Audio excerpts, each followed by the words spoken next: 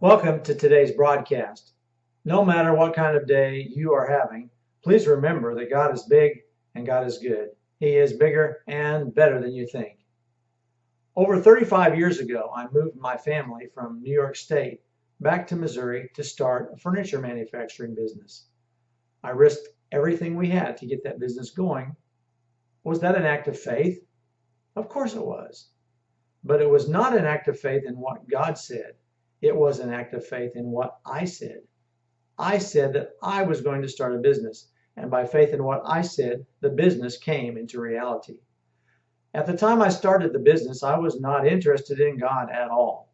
I had completely separated faith from having anything to do with God, the concept mentioned in yesterday's broadcast. I was certainly living by faith, as most entrepreneurs do, but my faith was in my human experience.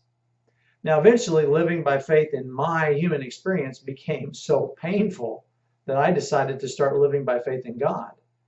But I had no idea how to live by faith in God.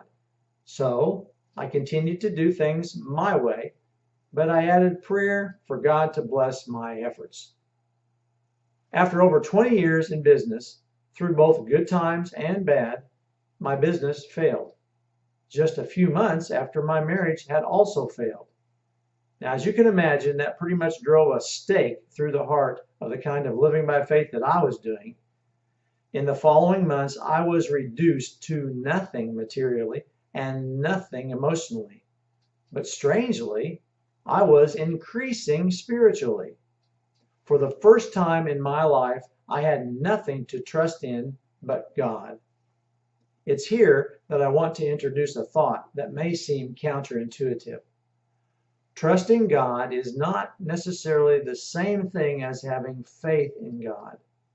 I trusted God because I had no one or nothing else to trust.